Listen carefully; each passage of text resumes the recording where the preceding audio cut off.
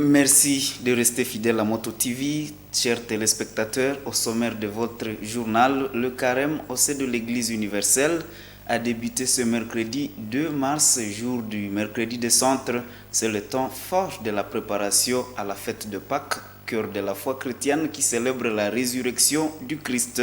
À l'occasion, nous nous joindrons aux fidèles de la paroisse Notre-Dame de Lourdes de Kaleverio qui était ce matin, comme pour la plupart des paroisses en diocèse de Butembo-Beni, en pleine messe.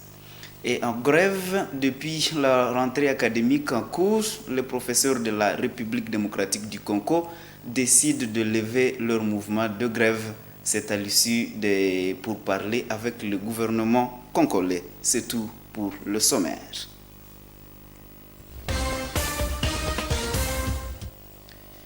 Les fidèles catholiques au monde commencent le carême ce mercredi 2 mars 2022, mercredi dit de centre. Il s'agit d'un jour de pénitence qui introduit les chrétiens dans les 40 jours de prière et partage avant la fête de Pâques. À diocèse de Butembo-Beni, des messes ont été dites dans toutes les paroisses et les chrétiens ont reçu de la centre en signe de croix sur leur front. Roland Tchachimoa, reportage. Ici, nous sommes à la paroisse Notre-Dame de Lourdes. Aux heures matinales de ce mercredi, les fidèles catholiques de cette paroisse sont venus nombreux pour prendre part à cette messe qui ouvre le temps fort du carême. Monsieur l'abbé Roger Mapendano, curé de cette paroisse, invite les chrétiens à s'abstenir du mal et de se priver de ses préférences en posant des actes de charité.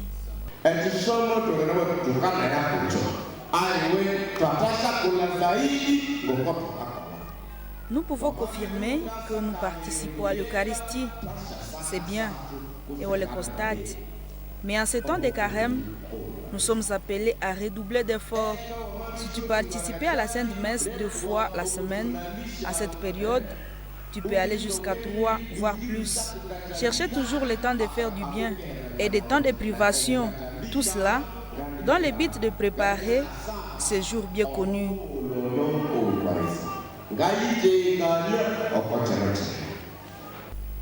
Il s'en est suivi l'étape de la bénédiction de la cendre.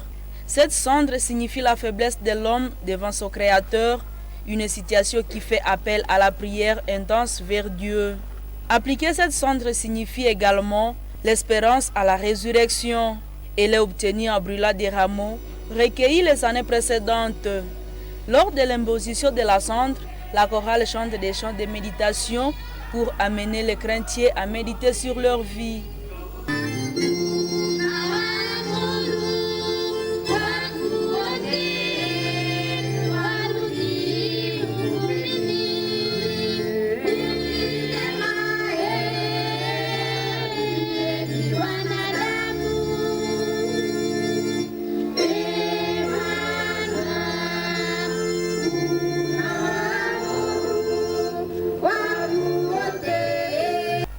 La cendre sera appliquée toute la journée sur le front des chrétiens en signe de croix. Le célébrant du jour dit qu'en mettant cette cendre sur le front, les chrétiens se reconnaissent pécheurs et se montrent prêts à se repentir.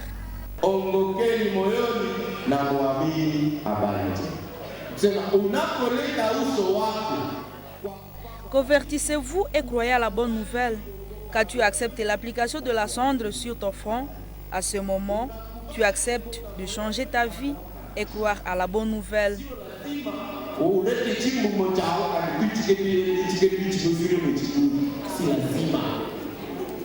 Pendant les 40 jours de carême, l'Église catholique recommande à ses fidèles la prière, le partage et le jeûne.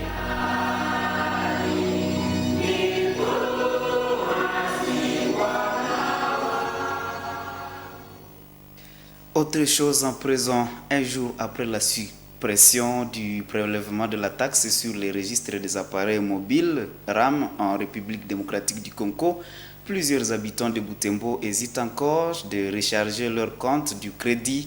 Nombreux sont ceux qui ont accumulé des dettes colossales et craignent de voir leurs unités être emportées. Constat réalisé par Grace Kakoko. C'est depuis mardi 1er mars 2022 que le prélèvement de la taxe RAM a été enfin supprimé, comme en a décidé le gouvernement congolais. Une décision saluée par des utilisateurs des appareils mobiles dans les rues de Butembo. Vraiment, cette décision, je l'ai accueillie avec joie parce que ça a été une affaire qui a bouleversé trop nombre de populations. Ça a soulagé la population, vraiment. Je crois que tout le monde a bien accueilli cette nouvelle.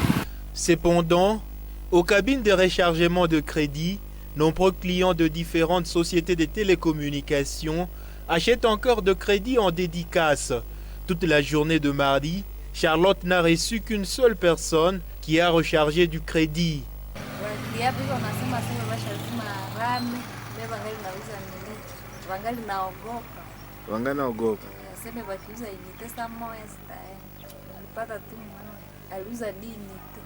La même situation s'est observée chez Tantine jusqu'à l'après-midi de ce mercredi.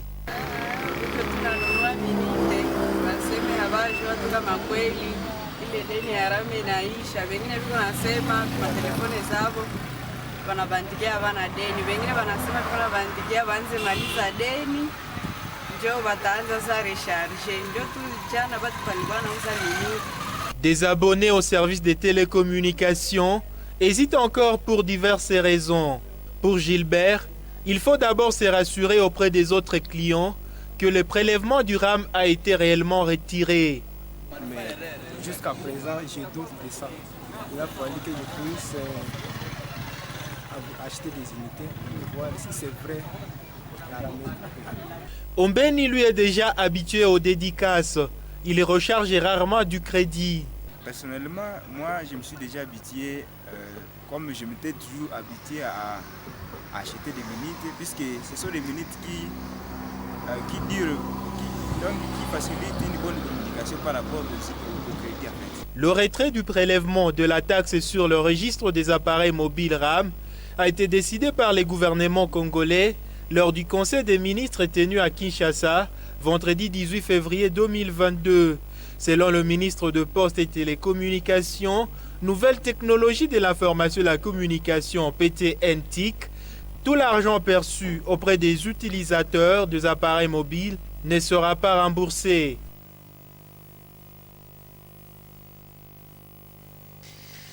Et la télévision Moto a réalisé mardi 1er mars 2022, 2 ans depuis qu'elle a lancé son programme de mettre en ville de Butembo.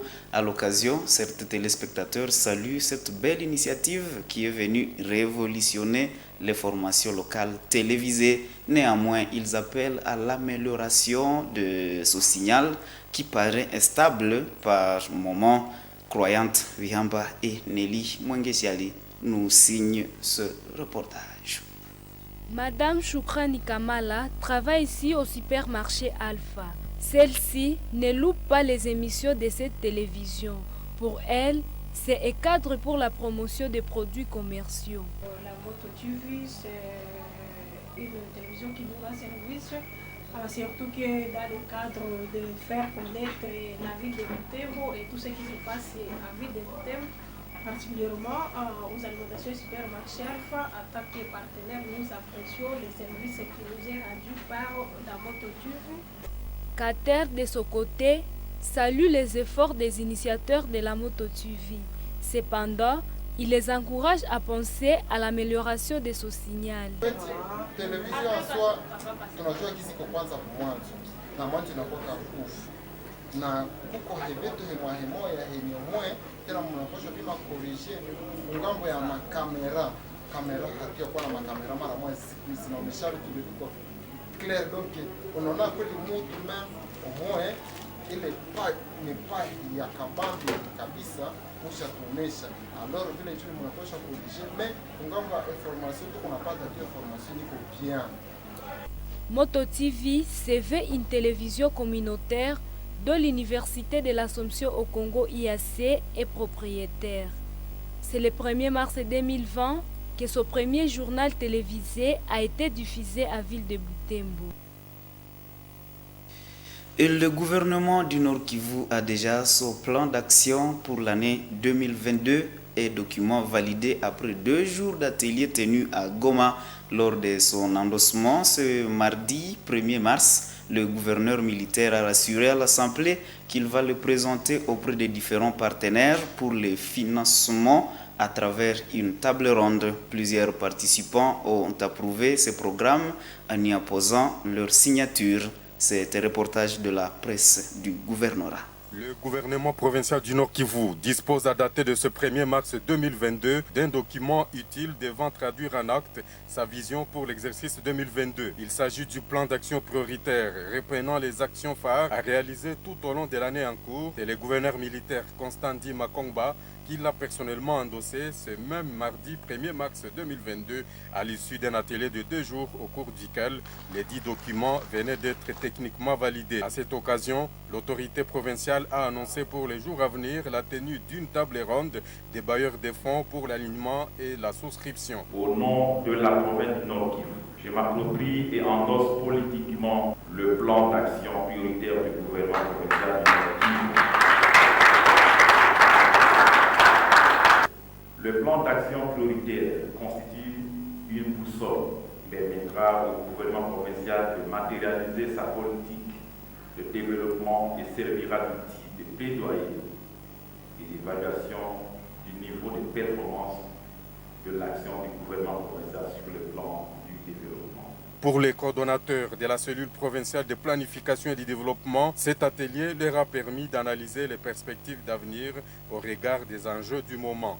Bien avant l'endossement politique du plan d'action prioritaire PAP 2022, les directeurs des cabinets du gouverneur du Nord Kivu en a donné lecture du PV de validation. Cette planification prévoit le renforcement de l'autorité de l'État par une gouvernance forte et la relance économique notamment. Renforcer l'autorité de l'État en province par un État fort, avec un programme de points, défense et sécurité, administration, politique et justice. Relancer l'économie pour une province florissante dans un État prospère. De son côté, le conseiller principal du gouverneur en la matière, David Kamoua, a invité tout le monde à s'impliquer dans la matérialisation de ces plans. La planification est une chose et la réalisation en est une autre. Nous devons maintenant prendre conscience que la matérialisation de cette vision que nous venons d'adopter de manière collective dépend de notre engagement à les rendre effectifs. Notons que plusieurs témoins ont apposé leur signature au bas du document. Il s'agit du PNUD, de l'AFEC et de la société civile, en plus de la signature du gouverneur de province. Et le gouverneur de l'Ituri, Johnny Luboya Kashama, appelle la population de l'Ituri à accompagner les forces armées pour faciliter la restauration de la paix sur l'étendue de cette province. Il a dit à son retour de Kinshasa, où il a passé plus de 2 semaines. Le gouverneur appelle les leaders politiques et la société civile d'éviter d'intoxiquer l'opinion au profit de l'ennemi. Les habitants de l'Ituri, dont certains ont été interrogés par des confrères de Digital Conco, basés à Bunia, attendent du gouverneur les efforts immédiats pour la restauration de la paix. Reportage.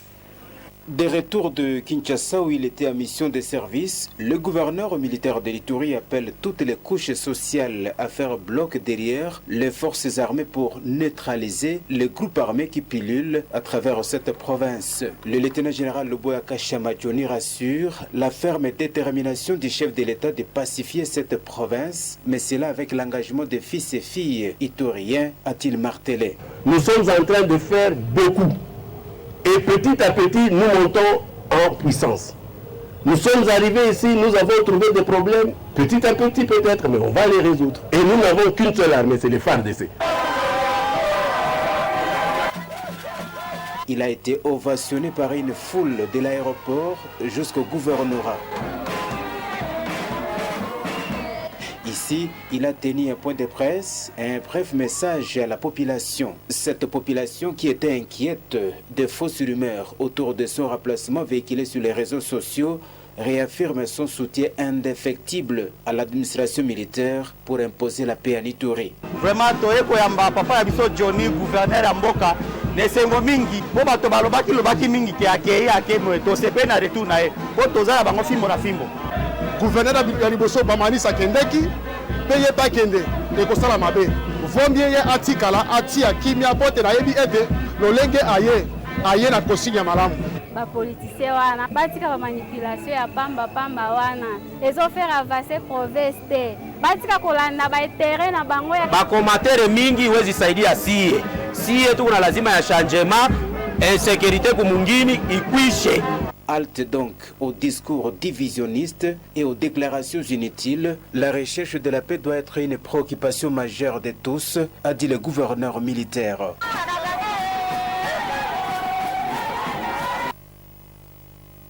Et ce que nous avons dit en titre, le réseau des associations de professeurs des universités et instituts supérieurs du Congo vient de suspendre sa grève depuis mardi 1er mars et décide de reprendre les activités académiques.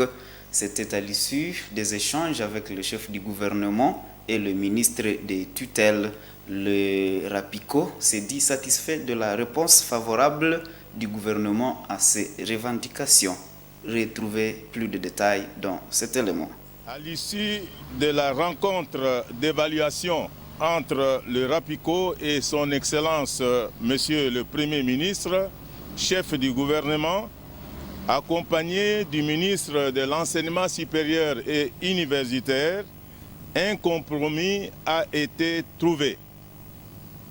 Le gouvernement a réaffirmé sa volonté de répondre favorablement aux revendications des professeurs et le RAPICO a accepté le principe de la suspension de la grève. Les équipes sont à pied d'œuvre pour finaliser les communiqués conjoints final et relatifs. En sport, chers téléspectateurs, sachez que l'entraîneur de l'AS Nyuki a quitté le team vert et noir de Butembo. C'est un coup inattendu pour les abeilles dont celui qui tenait la reine est décidé d'aller voir ailleurs. Adi Boukaraba a tourné la tête vers le pays des 1000 collines. 2 saisons ont suffi à l'ancien entraîneur du DC Virunga pour changer de l'air sur les bancs de l'AS Nyuki de Butembo. Le désormais ancien coach des abeilles de Butembo s'est engagé avec Étoile de l'Est de la première division du championnat rwandais pour les 6 premiers mois. Celui-ci dit avoir bien aimé le club de tout son cœur. C'est désolé de n'avoir pas pu obtenir un contrat de travail avec Nyuki, mais il s'en va après avoir laissé le club dans un positionnement au classement de la Ligue 2. Chers téléspectateurs, c'est tout pour cette édition du journal. Merci de l'avoir suivi. Au revoir.